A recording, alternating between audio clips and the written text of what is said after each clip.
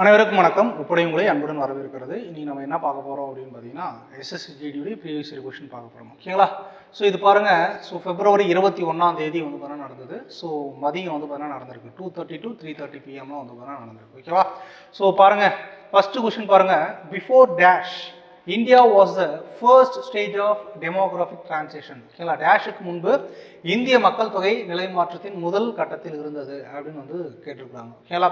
இது என்னன்னா first stage of demographic transition அப்படின்னு வந்து கேட்குறாங்க. என்ன அப்படின்னா இந்த first stage of demographic transition எப்போ நடந்தது அப்படின்னா வந்து 1891 வந்து பார்த்தீங்கன்னா வந்து 1921 இதுக்குள்ளே வந்து பார்த்தீங்கன்னா வந்து நடந்தது. ஸோ என்ன நடந்தது அப்படின்னா ஹை பர்த் ரேட். ஓகேங்களா? என்னது ஹை பர்த் ரேட் அப்படின்னு சொல்லுவாங்க.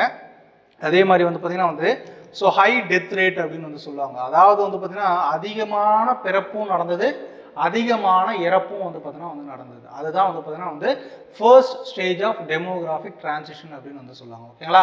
ஸோ அப்போது இந்திய மக்கள் தொகை நிலை மாற்றத்தின் முதல் கட்டத்தில் இருந்தது. எதுக்கு முன்னாடி அப்படின்னா வந்து 1921க்கு முன்னாடி. ஓகேவா? அப்போ ஃபர்ஸ்ட் கொஸ்டின் ஆன்சர் என்ன அப்படின்னா வந்து 1921. ஸோ நெக்ஸ்ட் ரெண்டாவது கொஸ்டின் பாருங்கள். Cricket became an international game with the formation of the dash in 1909. கிரிக்கெட் போட்டி 1909 டேஷ் உருவாக்கத்தினால் சர்வதேச விளையாட்டாக மாறியது அப்படின்னு வந்து கேட்குறாங்க. ஸோ இது லாஸ்ட் இயர் வந்து பார்த்தீங்கன்னா உங்களுக்கு கொஸ்டின் கேட்டிருந்தாங்க. ஓகேங்களா? எப்படி கேட்டிருந்தாங்கன்னா வந்து ஐசிசி எப்போது உருவானது அப்படின்ற மாதிரி வந்து கொஸ்டின் கேட்டிருந்தாங்க. ஓகேங்களா? எப்போது உருவானது அப்படின்னு பார்த்தீங்கன்னா வந்து 1909 வந்து பார்த்தீங்கன்னா வந்து உருவானது. இதனுடைய முதல் தலைநகரம் எங்கே இருந்தது அப்படின்னு பார்த்தீங்கன்னா வந்து லண்டனில் இருந்தது. எங்கே இருந்தது? லண்டனில் வந்து பார்த்திங்கன்னா வந்து இருந்தது. இப்போ இதனுடைய தலைநகரம் எங்கே இருக்குது அப்படின்னு பார்த்தீங்கன்னா வந்து துபாயில் வந்து பார்த்தீங்கன்னா இருக்குது. எங்கே இருக்குது? துபாயில் வந்து பார்த்திங்கன்னா வந்து இருக்கிறது. துபாய்னா எங்கே இருக்குது? UAE அப்படின்னு சொல்லுவாங்க. யுனைடெட் அரப் எமிரேட்ஸில் வந்து பார்த்தீங்கன்னா இருக்குது. இதனுடைய ஐசிசியினுடைய தற்போதைய தலைவராக இருக்கிறவர் யார் அப்படின்னா வந்து கிரெக் பார்லே அப்படின்ற ஒருத்தர் வந்து பார்த்தீங்கன்னா இருக்கிறார். ஓகேவா? ஸோ இந்த ஐசிசி தான் வந்து பார்த்தீங்கன்னா ஐசிசி டோர்னமெண்ட் வந்து பார்த்தீங்கன்னா வந்து நடத்துது. ஓகேவா? ஸோ இப்போ இந்த கொஸ்டினுக்கான ஆன்சர் என்ன அப்படின்னு பார்த்தீங்கன்னா வந்து ஐசிசி. ஓகேங்களா? இதே ஐபிஎல் அப்படின்றது வந்து பார்த்தீங்கன்னா வந்து 2008 வந்து பார்த்தீங்கன்னா ஸ்டார்ட் பண்ணாங்க. Indian Premier League. இது வந்து பார்த்தீங்கன்னா உங்களுக்கு எல்லாருக்குமே வந்து பார்த்தீங்கன்னா தெரியும். அப்போ ரெண்டாவது கொஸ்டின் ஆன்சர் என்னது? டி ஐசிசி அப்படின்னு சொல்லுவாங்க. ஓகேவா? ஸோ நெக்ஸ்ட் மூணாவது கொஸ்டின் பாருங்க. Which of the following statement is correct regarding Central Goods and Service Tax Amendment Bill 2023? It was introduced in Lok Sabha in August 2023. It amends the Central Goods and Service Tax Cost Act 2017. ஓகேங்களா? ஒன்றும் கிடையாதுங்க. அதாவது சரக்கு மற்றும் சேவை வரியில் திருத்தம் பண்ணியிருக்காங்களா? ஓகேங்களா? ஸோ அந்த சரக்கு மற்றும் சேவை வரி திருத்த மசோதா லோக்சபாவில் எப்போ இன்ட்ரடியூஸ் பண்ணியிருக்காங்க அப்படின்னு பார்த்தீங்கன்னா வந்து 2023 ஆகஸ்ட் இன்ட்ரடியூஸ் பண்ணியிருக்காங்க. ஸோ அதற்கான திருத்த சட்டம் எந்த சட்டத்தை அவங்க திருத்துறாங்க அப்படின்னா 2017 சரக்கு மற்றும் சேவை வரி சட்டத்தை திருத்துறாங்களா? ஓகேங்களா? இது ரெண்டுமே வந்து பார்த்தீங்கன்னா வந்து கரெக்டான ஸ்டேட்மெண்ட். ஓகேங்களா? என்னது? ரெண்டுமே கரெக்டான ஸ்டேட்மெண்ட். போத் 1 and 2 ஆர் என்னது கரெக்டு அப்படின்னு வந்து பார்த்தீங்கன்னா வந்து கொடுத்துருக்குறாங்க. எது சரியானது அப்படின்னு வந்து கேட்டிருக்காங்க. இங்கே சரக்கு மற்றும் சேவை வரி அப்படின்னா உங்களுக்கு வந்து நல்லா தெரியும். இந்த ஜிஎஸ்டி அப்படின்றத வந்து பார்த்தீங்கன்னா எங்கேருந்து எடுத்தாங்க அப்படின்னா ஃப்ரான்ஸில் தான் ஃபஸ்ட்டு உலகத்தில் வந்து பார்த்தீங்கன்னா ஜிஎஸ்டி அப்படின்னு கொண்டு வந்தாங்க. ஃப்ரான்ஸில் எப்போ அப்படின்னு பார்த்தீங்கன்னா வந்து 1954 வந்து பார்த்தீங்கன்னா வந்து கொண்டு வந்தாங்க. இந்தியாவில் வந்து பார்த்திங்க அப்படின்னா மன்மோகன் சிங் பிரதமராக இருக்கும்போதே வந்து பார்த்தீங்கன்னா கொண்டு வர ட்ரை பண்ணாங்க. ஆனால் அப்போ முடியல. அதுக்கடுத்து வந்து பார்த்திங்கன்னா வந்து 2016 வந்து பார்த்தீங்கன்னா வந்து ஸ்டார்ட் பண்ணாங்க. ஓகேங்களா? 101வது சட்ட திருத்தம் 2016 படி வந்து பார்த்தீங்கன்னா ஜிஎஸ்டி இந்தியாவில் வந்து பார்த்தீங்கன்னா நடைமுறைக்கு வந்தது. இது பார்லிமெண்ட்டில் எப்போ பாஸ் பண்ணாங்க அப்படின்னு பார்த்தீங்கன்னா வந்து மார்ச் 29, 2017 வந்து பார்த்தீங்கன்னா வந்து பாஸ் பண்ணாங்க. இது எப்போ நடைமுறைக்கு வந்தது அப்படின்னு பார்த்தீங்கன்னா வந்து 1 ஜூலை 2017 என்ன பண்ணாங்க அப்படின்னா வந்து நடைமுறைக்கு வந்தது. ஓகேங்களா? அதில் என்ன பண்ணியிருக்காங்க அப்படின்னா வந்து திருத்தம் பண்ணியிருக்காங்க. எப்போது? ஆகஸ்ட் 2023 மக்களவையில் கொண்டு வந்தாங்க திருத்தம் பண்ணுறதுக்கு. அதே மாதிரி வந்து பார்த்தீங்கன்னா இது 2017 சட்டத்தில் என்ன பண்ணிச்சு? திருத்தம் செஞ்சுருக்குது. ஓகேவா? அப்போ இது ரெண்டு ஸ்டேட்மெண்ட்டும் வந்து பார்த்தீங்கன்னா வந்து கரெக்டு. ஓகேவா? ஸோ நெக்ஸ்ட்டு உங்களுக்கான கொஸ்டின் என்ன அப்படின்னு பார்த்தீங்கன்னா வந்து இப்போ ஜிஎஸ்டி கவுன்சிலுடைய ஹெட் யார்? ஓகேங்களா? அந்த ஜிஎஸ்டி கவுன்சிலுடைய வேலை என்ன அப்படின்றத கீழே என்ன பண்ணுங்கன்னா வந்து கமெண்ட் பண்ணுங்கள். நெக்ஸ்ட்டு நாலாவது கொஸ்டின் பாருங்கள். ரொம்ப முக்கியமானது. இது ப்ரீவியஸ் இயர் உங்களுக்கு வந்து பார்த்தீங்கன்னா ஆல்ரெடி கொஸ்டின் கேட்டுருக்காங்க. பாருங்கள். The vice president of India serves as ex official chairman of which legislative body? இந்தியாவின் துணை குடியரசுத் தலைவர் எந்த சட்டவாக அவையின் பதவி வழி தலைவராக பணியாற்றுகிறார் அப்படின்னு வந்து கேட்குறாங்க. ஓகேங்களா? Ex official chairman of Rajya Sabha யார் அப்படின்னு பார்த்தீங்கன்னா வந்து வைஸ் பிரசிடென்ட் தான். ஓகேங்களா? வைஸ் பிரசிடென்ட் வந்து பார்த்தீங்கன்னா அதற்கான ஆர்டிகல் வந்து 63 அப்படின்னு சொல்லுவாங்க. இந்தியாவில் இருக்கக்கூடிய 2வது உயர்ந்த பதவி வந்து பார்த்தீங்கன்னா வந்து வைஸ் பிரசிடென்ட் தான். வைஸ் பிரசிடென்ட் ஆகிறதுக்கு வந்து பார்த்தீங்கன்னா உங்களுக்கு வயசு எவ்வளோ இருக்கணும் அப்படின்னு பார்த்தீங்கன்னா வந்து 35 வயசு வந்து பார்த்தீங்கன்னா நிரம்பியவராக இருக்க வேண்டும். அதே மாதிரி ராஜ்யசபா உறுப்பினர் ஆவதற்கான தகுதிகள் உங்ககிட்ட இருக்கணும். அதே மாதிரி வந்து பார்த்தீங்கன்னா இந்திய குடிமகனாக வந்து பார்த்தீங்கன்னா இருக்கணும். ஓகேங்களா, இதெல்லாம் வந்து பார்த்தீங்க அப்படின்னா துணை குடியரசுத் தலைவருக்கு ஆவதற்கான வழிகள். இந்த துணை குடியரசுத் தலைவரை யார் நியமனம் பண்ணுவார் அப்படின்னு பார்த்தீங்கன்னா வந்து பிரசிடென்ட். இப்போ உங்களுக்கான கேள்வி என்ன அப்படின்னா வந்து துணை குடியரசுத் தலைவருக்கு எவ்வளோ சம்பளம் வந்து பார்த்தீங்கன்னா கொடுக்குறாங்க அப்படின்றத நீங்கள் என்ன பண்ணுங்கன்னா கீழே கமெண்ட் பண்ணுங்கள். இப்போ இருக்கக்கூடிய துணை குடியரசுத் தலைவர் யார் அப்படின்னா வந்து ஜெகதீப் தன்கர். அவர் எத்தனாவது துணை குடியரசுத் தலைவர் அப்படின்னு பார்த்தீங்கன்னா வந்து 13வது துணை குடியரசுத் தலைவராக வந்து பார்த்தீங்கன்னா இருக்கிறார். ஓகேவா, ஸோ அப்போது யார் வந்து ஸோ வைஸ் சேர்மன் எந்த இதுக்கு வந்து பார்த்தீங்கன்னா எக்ஸபிஷியல் சேர்மன் அப்படின்னா வந்து ராஜ்யசபா அப்படின்னு வந்து சொல்லுவாங்க. அப்போ 4வது கேன்சர் என்னது டி மாநிலங்களவை அப்படின்னு வந்து சொல்லுவாங்க. ஓகேவா, ஸோ நெக்ஸ்ட் 5வது பாருங்க. So who is appointed as attorney general for India from 1st October 2022? October 1, 2022 முதல் இந்தியாவின் அட்டார்னி ஜெனரலாக நியமிக்கப்பட்டவர் யார்? இதுவும் வந்து பார்த்தீங்கன்னா ஒரு ப்ரீவியஸில் லாஸ்ட் இயர் கேட்ட கொஸ்டின். நம்ம அந்த 100 days ஜிகே மாரத்தான்லாம் நடத்திட்டு இருப்போம். ஓகேங்களா, ஸோ யார் அப்படின்னு பார்த்தீங்கன்னா வந்து ஆர் வெங்கட்ரமணி அப்படின்னு சொல்லுவாங்க. இவர் எத்தனாவது அட்டார்னி ஜெனரல் ஆஃப் இந்தியா அப்படின்னா வந்து 16வது அட்டார்னி ஜெனரல் ஆஃப் இந்தியா. இவர் யார் நியமனம் பண்ணுவாங்கன்னா குடியரசுத் தலைவர் நியமனம் பண்ணுவாங்க. ஓகேங்களா, அட்டார்னி ஜெனரல் ஆஃப் இந்தியானா யார் அப்படின்னா வந்து இந்திய அரசின் தலைமை வழக்கறிஞர் அப்படின்னு வந்து சொல்லுவாங்க. மத்திய அரசின் சார்பாக வந்து பார்த்தீங்கன்னா இவர் தான் வந்து ஸோ நிறைய கேஸை வந்து பார்த்தீங்கன்னா வந்து சால்வ் பண்ணுவார். ஓகேங்களா, இந்திய அரசினுடைய வழக்கறிஞர் தலைமை வழக்கறிஞர் யாருன்னா அட்டார்னி ஜெனரல் ஆஃப் இந்தியா. ஓகேங்களா, சுப்ரீம் கோர்ட்டுடைய தலைமை நீதிபதி வேற, இவர் வந்து பார்த்தீங்க அப்படின்னா மத்திய அரசாங்கத்துக்காகவே வந்து பார்த்தீங்கன்னா செயல்படுவார். அதே மாதிரி வந்து பார்த்தீங்கன்னா பார்லிமெண்ட்டில் இவர் வந்து பார்த்தீங்கன்னா செஷன் நடக்கும்போது போய் அட்டன் பண்ணலாம். ஓகேங்களா, ஆனால் இவருக்கு வந்து ஸோ எந்த ஒரு இதுவும் கேட்கறதுக்கு ஓட்டிங் ரைட்ஸ் அப்படின்ட்டு ஒன்று இருக்கு இல்லையா, அது வந்து பார்த்தீங்கன்னா கிடையவே கிடையாது. யாருக்கு? த அட்டார்னி ஜெனரல் ஆஃப் இந்தியா. இப்போ இருக்கிறவர் ஆர் வெங்கட்ரமணி. இவருக்கான ஆர்டிகல் என்ன அப்படின்னு பார்த்தீங்கன்னா வந்து 76. இது கூட உங்களுக்கு ரிப்பீட்டடாக கேட்குற question. Attorney general of India அவங்களுக்கான ஆர்டிகல் என்ன? 76. இப்போ இருக்கக்கூடிய அட்டார்னி ஜெனரல் எத்தனாவது அப்படின்னு கேட்பாங்க? 16வது. இந்த அட்டார்னி ஜெனரல் ஆஃப் இந்தியாவை யார் நியமனம் பண்ணுவாங்க அப்படின்னு பார்த்தீங்கன்னா வந்து குடியரசுத் தலைவர் நியமனம் பண்ணுவார். அப்போ 5வது கேன்சர் என்னது? D R Venkataramani. நெக்ஸ்ட் 6வது பாருங்க. which 5-year plan of India was introduced under the leadership of Indira Gandhi? Indira காந்தியின் தலைமையின் கீழ் இந்தியாவின் எந்த 5 ஆண்டு திட்டம் அறிமுகப்படுத்தப்பட்டது? இது வந்து பார்த்தீங்கன்னா லாஸ்ட் இயர் ப்ரீவியஸ் இயரில் கேட்ட கொஸ்டின் தான். என்ன சார் எல்லாமே ப்ரீவியஸ் இயர் கொஸ்டின் அடிச்சு விட்றீங்களா? இது வந்து பார்த்தீங்கன்னா நாங்கள் நம்பணுமா அப்படின்னு கேட்டிங்கன்னா நம்பினாலும் நம்பலனாலும் அதுதான் வந்து பார்த்தீங்கன்னா வந்து நிஜம். ஓகேங்களா, நீங்கள் வேணும் அப்படின்னா வந்து ஸோ 100 days மாரத்தான் போட்டிருக்கோம். அதை வந்து என்ன பண்ணுங்கள் ஸோ செக் பண்ணிவிட்டு அதுக்கப்புறம் வந்து பார்த்தீங்கன்னா இந்த வருஷம் கொஸ்டின் பேப்பர்லாம் பாருங்கள்.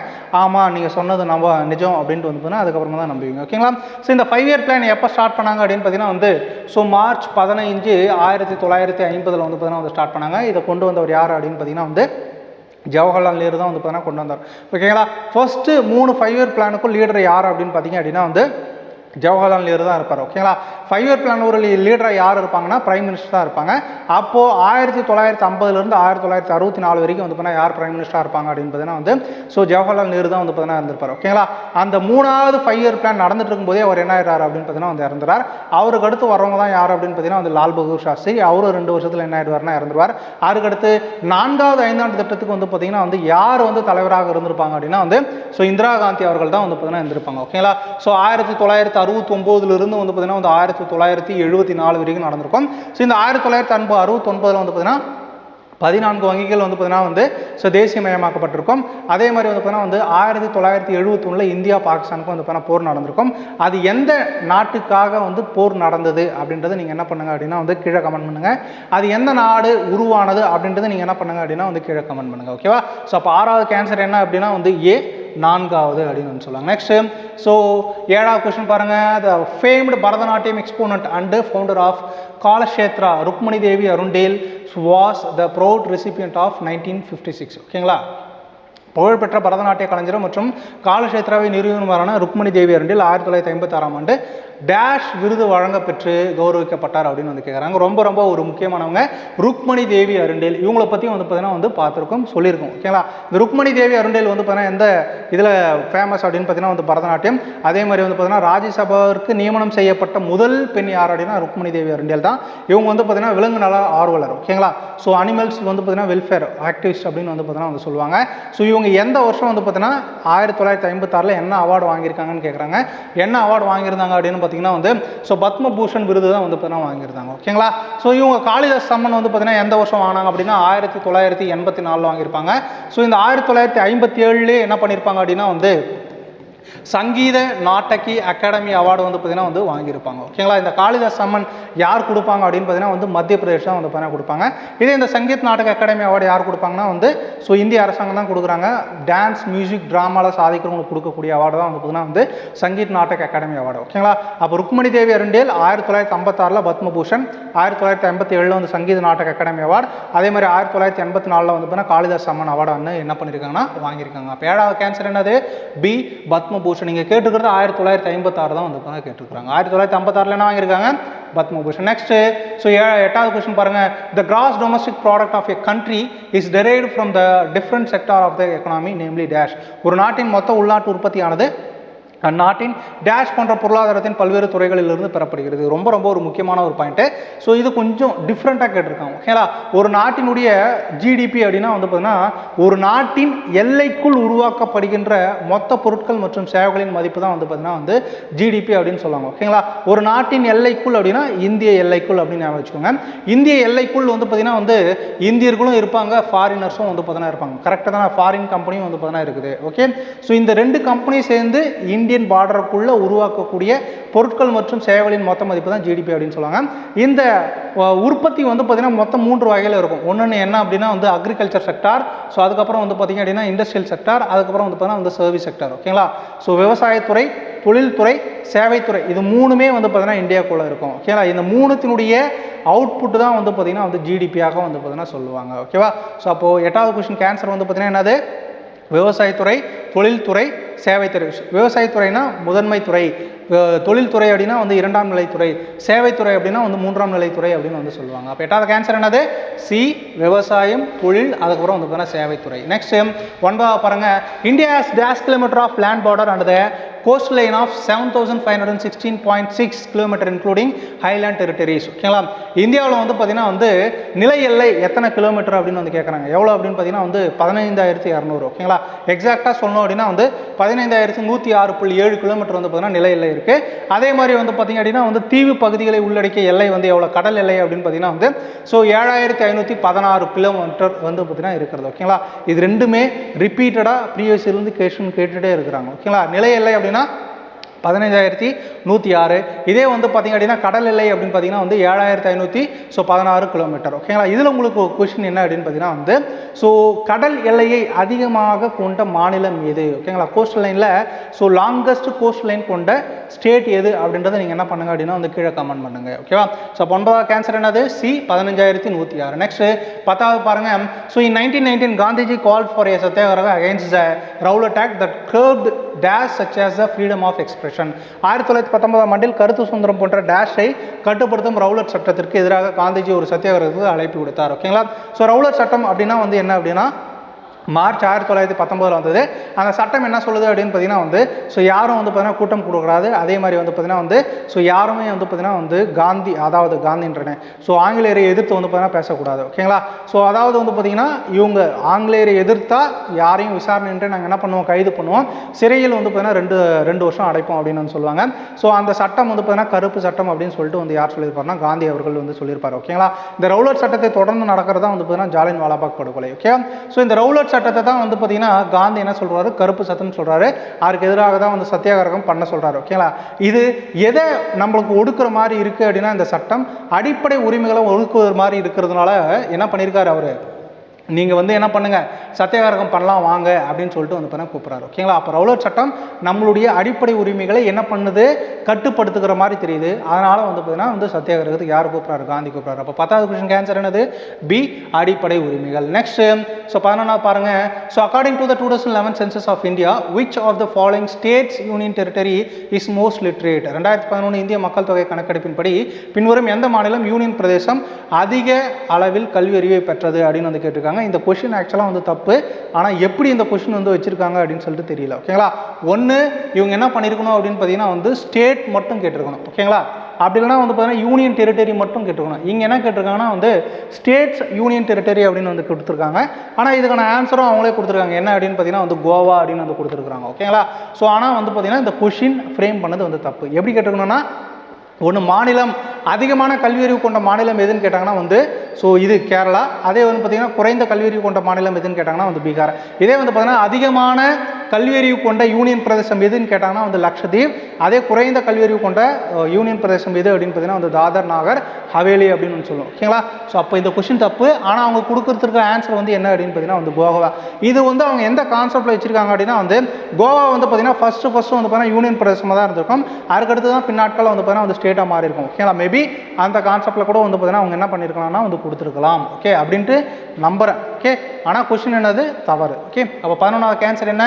ஸோ பி கோவா அப்படின்னு சொல்லுவாங்க. நெக்ஸ்ட்டு 12வது பாருங்க, the right to freedom includes the right to practice any profession, occupation, trade or business under which articles of the Indian Constitution. எந்த ஒரு தொழில், பணி, வர்த்தகம் அல்லது வணிகத்தை மேற்கொள்வதற்கான உரிமை ஆகியவற்றை உள்ளடக்கிய சுதந்திரத்திற்கான உரிமையானது இந்திய அரசியலமைப்பின் எந்த சட்டப்பிரிவுகளின் கீழ் வருகிறது அப்படின்னு வந்து கேட்டிருக்காங்க. ஸோ அடிப்படை உரிமைகள் இந்திய அரசியலமைப்பினுடைய பகுதி 3 இருக்கு. இது இந்திய அரசியலமைப்பினுடைய மகாசாசனம் என்று அழைக்கப்படுகிறது. ஸோ இதுக்கான ஆர்டிகல் வந்து பார்த்தீங்கன்னா வந்து 12ல் ஸ்டார்ட் ஆகி வந்து பார்த்தீங்கன்னா வந்து 35ல் வந்து பார்த்தீங்கன்னா முடியுது. ஓகேங்களா? மொத்தம் 7 அடிப்படை உரிமைகள் இருந்தது. இப்போ வந்து பார்த்தீங்கன்னா 6 தான் இருக்கு. 7வது அடிப்படை உரிமை என்ன, அது எப்போ நீக்கினாங்க அப்படின்றத கீழே கமெண்ட் பண்ணுங்க. ஸோ இப்போ வந்து 6 அடிப்படை உரிமைகள் இருக்கு. அதில் ஃபர்ஸ்ட் வந்து பார்த்தீங்கன்னா வந்து சமத்துவ உரிமை, ரைட் டு ஈக்குவாலிட்டி வந்து பார்த்தீங்கன்னா 14 to 18. அதுக்கடுத்து சுதந்திர உரிமை வந்து பார்த்தீங்கன்னா வந்து 19 to 22. அதுக்கடுத்து சுரண்டலுக்கு எதிரான உரிமை, right against exploitation, article 23 to 24. அதுக்கடுத்து வந்து பார்த்தீங்கன்னா வந்து ஸோ ரைட் டு ரிலீஜன், மத உரிமை வந்து பார்த்தீங்க அப்படின்னா வந்து ஸோ ஆர்டிகல் 25 to 28. இந்த கொஷின் எதை பற்றி பேசுது? ஃப்ரீடம். ஃப்ரீடம் அப்படின்னா என்ன சொன்னேன்? ஆர்டிகல் 19லிருந்து 22 வரைக்கும் தான் வந்து வந்து ரைட் டு ஃப்ரீடம். அப்போ இந்த கொஷினுக்கான ஆன்சர் என்னது? பி, ஆர்டிகல் 19லிருந்து 22 வரைக்கும். நெக்ஸ்ட் ஸோ 13வது கொஸ்டின் பாருங்க, which of the following singer was awarded Padma Bhushan in 2023 for her contribution to film playback singing in 19 languages? யார் அப்படின்னு பார்த்தீங்கன்னா வந்து வாணி ஜெயராம். இவங்க வந்து பார்த்தீங்கன்னா வந்து தமிழ்நாட்டை சார்ந்தவங்க. குறிப்பாக சொல்லணும் அப்படின்னு பார்த்தீங்கன்னா வந்து வேலூரை சார்ந்தவங்க. ரீசெண்டாக வந்து பார்த்தீங்கன்னா வந்து ஸோ லாஸ்ட் இயரே அவங்க என்ன ஆகிட்டாங்கன்னா வந்து இறந்துட்டாங்க. ஓகேவா? அவங்களுக்கு தான் வந்து ஸோ பத்மபூஷன் விருது 2023ல் வந்து பார்த்தீங்கன்னா கொடுத்துருக்குறாங்க. ஓகே, அவங்க பேர் என்னது? வாணி ஜெயராம். நெக்ஸ்ட் 14வது கொஸ்டின் பாருங்க, during ancient India in the Tamil region ordinary ploughmen were known as dash. பண்டைய இந்தியாவில் தமிழர் பிரதேசத்தின் சாதாரண உழவு விவசாயிகள் டேஷ் என்று அழைக்கப்பட்டனர். இது ரொம்ப சிம்பிளான கொஸ்டின். என்னது? உழவர் அப்படின்னு தான் வந்து பார்த்தீங்கன்னா சொல்லுவாங்க. அப்போ 14வது கேன்சர் என்னது? உழவர். ஏ, உழவர் அப்படின்னு சொல்லுவாங்க. நெக்ஸ்ட் 15வது பாருங்க, Hareli, Kajari and Madai festival are associated with which of the following states? எந்த ஹரேலி, கஜோரி மற்றும் மடாய் ஆகிய திருவிழாக்கள் எந்த மாநிலத்தினுடன் தொடர்புடையது அப்படின்னு கேட்குறாங்க. எதனுடன் தொடர்புடையது அப்படின்னா வந்து சத்தீஸ்கருடன் தொடர்புடையது. ரொம்ப ரொம்ப ரொம்ப ரொம்ப ஒரு ஃபேமஸான ஃபெஸ்டிவல். இந்த 3 ஃபெஸ்டிவலும் எங்கே கொண்டாடுறாங்க அப்படின்னா வந்து சத்தீஸ்கரில் தான் கொண்டாடுறாங்க. அப்போ 15வது கேன்சர் என்னது? ஏ, சத்தீஸ்கர் அப்படின்னு சொல்லுவாங்க. நெக்ஸ்ட் 16வது பாருங்க, so who chairs a parliamentary committee report that prepared the report COVID-19 pandemic global response India? COVID-19 தொற்றுநோய் உலகளாவிய பதில் இந்தியாவின் பங்களிப்புகள் மற்றும் முன்னோக்கி செல்லும் வழி என்ற அறிக்கையை தயாரித்த நாடாளுமன்ற குழுவின் தலைவர் யார் அப்படின்னு வந்து கேட்டிருக்காங்க. ஸோ COVID-19 உங்களுக்கு நல்லாவே தெரியும், 2019 டிசம்பரில் ஸ்டார்ட் ஆகி 2020, 21 வரைக்கும் வந்து பார்த்தீங்கன்னா உலகம் ஃபுல்லாக வந்து பார்த்தீங்கன்னா வந்து பரவிட்டு இருந்துச்சு. அதனுடைய ரிப்போர்ட்டை வந்து பார்த்தீங்கன்னா இந்தியாவில் எந்த பார்லிமெண்ட் குழுவினுடைய தலைமையில் நடந்தது அப்படின்னு கொஸ்டின் கேட்குறாங்க. யார் அப்படின்னு பார்த்தீங்க அப்படின்னா வந்து பிபி சௌத்ரி அப்படின்றவர் தான் வந்து பார்த்தீங்கன்னா என்ன பண்ணியிருக்காரு, அந்த ரிப்போர்ட்டுக்கு வந்து பார்த்தீங்கன்னா வந்து தலைமை தாங்கி இருக்கக்கூடிய குழுவினுடைய தலைவராக இருந்திருக்கிறார். ஓகேவா? ஸோ அப்போ 16வது கேன்சர் என்னது? பிபி சௌத்ரி அப்படின்னு வந்து சொல்லுவாங்க. ஓகே, ஸோ நெக்ஸ்ட் 17வது பாருங்க, which Indian state hosted the FIH Men's Hockey World Cup 2023? இது வந்து பார்த்தீங்கன்னா வந்து நம்ம பல வாட்டி 100 days GK மாரத்தான்லாம் சொல்லியிருக்கோம். ஓகேங்களா? So FIH Men's Hockey World Cup 2023 எத்தனாவது எடிஷன் அப்படின்னு பார்த்தீங்கன்னா வந்து ஸோ 15வது எடிஷன். ஓகேங்களா? எத்தனாவது எடிஷன்? 15வது எடிஷன். எங்கே நடந்தது அப்படின்னு பார்த்தீங்கன்னா வந்து புவனேஸ்வர், ரூர்கேலால வந்து பார்த்தீங்கன்னா வந்து நடந்தது. புவனேஸ்வரில் Kalinga stadium, Birsa Munda hockey stadium வந்து எங்கே இருக்குது அப்படின்னு பார்த்தீங்கன்னா வந்து ரூர்கேலால வந்து பார்த்தீங்கன்னா வந்து இருக்குது. ஓகேவா? இது ரெண்டுமே எந்த ஸ்டேட்டில் இருக்குது அப்படின்னு பார்த்தீங்கன்னா வந்து ஒடிசா ஸ்டேட்டில் வந்து பார்த்தீங்கன்னா வந்து இருக்குது. எங்கே இருக்குது? ஒடிசா ஸ்டேட்டில் வந்து பார்த்தீங்கன்னா இருக்குது. ஸோ இதில் வந்து பார்த்தீங்க அப்படின்னா வந்து ஃபைனலுக்கு வந்தவங்க யார் அப்படின்னு பார்த்தீங்கன்னா வந்து ஜெர்மனியும் பெல்ஜியமும் வந்து பார்த்தீங்கன்னா வந்து கடைசியாக ஃபைனல் வருவாங்க. அதில் வந்து பார்த்தீங்கன்னா ஜெர்மனி ஜெயிச்சிடும், பெல்ஜியம் வந்து பார்த்தீங்கன்னா செகண்ட் வந்துடும். 3வது இடத்துல யார் இருந்தாங்க அப்படின்னு பார்த்தீங்கன்னா வந்து நெதர்லாந்து வந்து பார்த்தீங்கன்னா இருந்தாங்க. ஓகேங்களா? ஸோ இது வந்து இந்த வருஷமும் கேட்கறதுக்கான வாய்ப்புகள் நிறைய இருக்குது. ஓகே, ஸோ அப்போ FIH men's hockey world cup எங்கே நடந்ததுன்னா ஒடிசாவில் எங்கே? புவனேஸ்வர், ரூர்கேலால வந்து பார்த்தீங்கன்னா வந்து நடந்தது. ஓகேவா? ஸோ 18வது கொஸ்டின் பாருங்க, அதுக்கு அடுத்த கொஸ்டின் அதே கொஸ்டின் தான் கொடுத்துருக்காங்க. என்னன்னா யார் வந்து வின் பண்ணாங்க? FIH men's hockey world cup 2023 யார் வின் பண்ணாங்க அப்படின்னு பார்த்தீங்கன்னா வந்து ஸோ ஜெர்மனி ஃபர்ஸ்ட்டு, பெல்ஜியம் வந்து செகண்டு, நெதர்லாந்து வந்து பார்த்தீங்கன்னா வந்து என்னது தேர்டாக வந்தாங்க. ஓகேவா?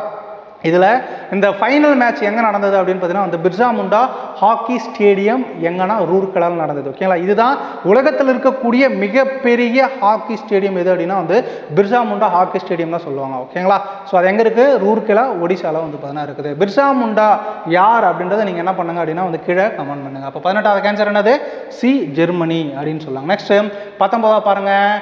So the chemical compound is used in car batteries and has the formula PbSO4. Car பேட்டரிகளில் எந்த ரசாயன சேர்மமானது பயன்படுத்தப்படுகிறது மற்றும் அதன் வேதியியல் சூத்திரம் PbSO4 ஆகும் அப்படின்னு வந்து கேட்டிருக்காங்க. எது அப்படின்னு பார்த்தீங்கன்னா வந்து ஸோ லெட் சல்ஃபேட் அப்படின்றதான் வந்து பார்த்தீங்கன்னா அதற்கான ஆன்சர். ஓகேங்களா, அதுதான் வந்து இதில் பயன்படுகிறது, கார் பேட்டரிகளில் வந்து பார்த்தீங்கன்னா வந்து பயன்படுகிறது. அப்போ 19வது கேன்சர் என்னது?